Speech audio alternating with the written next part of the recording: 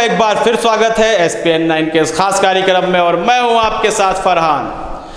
2014 में जब भारतीय जनता पार्टी संपूर्ण बहुमत से सरकार बनाती है तब एक ही बात कही जा रही थी कि विकास की राजनीति होगी, विकास होगा, गरीबों की बात होगी, देश को चमकदार बनाया जाएगा, उसकी हाहाकार होगी, विश्वगुरु बनकर सामने आएंगे। 2019 का समय आता है और भी भारी बहुमत से सरकार आती है, लेकिन 2014 से 19 तक जो 5 साल बीते थे वह विकास नज़र नहीं आ रहा था, वह गुजरात मॉडल नज़र नहीं आ रहा था। गुजरात मॉडल के संबंध में हमने कई कार्यक्रम किए हैं। जो लोग गुजरात की राजधानी का नाम भी नहीं जानते थे, गुजरात आज तक गए भी नहीं थे, वह भी गुजरात मॉडल की बात करते हुए नज़र आ रहे थे। लेकिन लगातार विपक्षी दल कहें, विरोधी कहें या फिर देश का हित करने वाले लोग कहें, क्रांतिकारी कहें, वह लगातार कह रहे थे कि यह सरकार पूंजीपतियों की सरकार है। इसका पहला नमूना तब दिखना शुरू हुआ जब एनपीए लगातार बढ़ने लगा।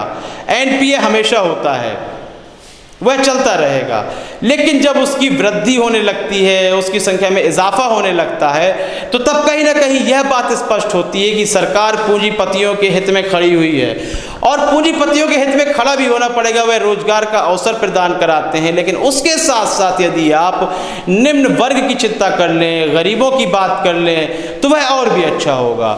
रेलगाड़ियाँ चलवाई गई, राज्यों की ओर मजदूरों को लिए जा रही थी, लोगों को लिए जा रही थी, एसी कोच थे, उसका टिकट खुद देना है। अब गरीब मजदूर तबका जिसके पास खाने के लिए पैसा नहीं है, सूखी रोटी खाकर गुजारा कर रहा है, वह एसी कोच का टिकट कैसे बुक करा सकता है? किसकी सरकार है ये तो गरीबों की सरकार थी, यह तो मजदूरों की सरकार थी।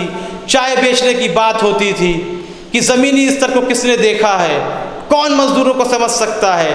राहुल गांधी जैसे चांदी का चम्मच जो लेकर ही पैदा हुए हैं साथ, वह इस बात को नहीं समझ सकते, गरीबों का दर्द नहीं समझ सकते, यह बात कही जा रही थी। और बिल्कुल जनता प्रभावित थी, 2019 के भी चुनाव में प्रभावित थी, तभी तो आपको इतना भारी बहुमत प्राप्त हुआ। लेकिन कोरोना के समय में जिस तरह के रिव्यू आ रहे हैं, जिस तरह की बातें सुनने में आ रही हैं, जिस तरह के वीडियो वायरल हो रहे हैं, और आपकी नीतियां तो साफ स्पष्ट करती हुई नजर आ रही है कि आप गरीबों के लिए बिल्कुल नहीं खड़े हैं।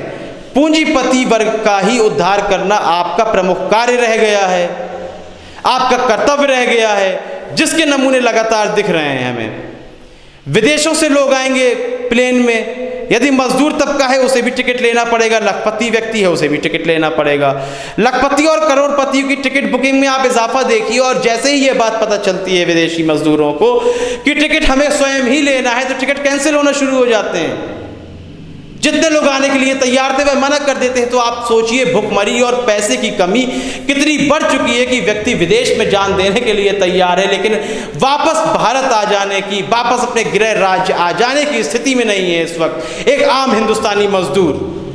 इस संबंध में आपकी राय बहुत ही महत्वपूर्ण है कि आखिर यह सरकार किसके लिए कार्य कर रही है? मजदूरों के लिए कार्य कर रही है या फिर पूंजीपतियों की सरकार बनकर रह गई है? अपनी राय देना बिल्कुल भी ना भूलें। कार्यक्रम को लाइक करें, ज़्यादा से ज़्यादा शेयर करें और चैनल को सब्सक्राइब अवश्य कर दें। तब तक के लिए इजाज़त दीजिए, धन्यवाद।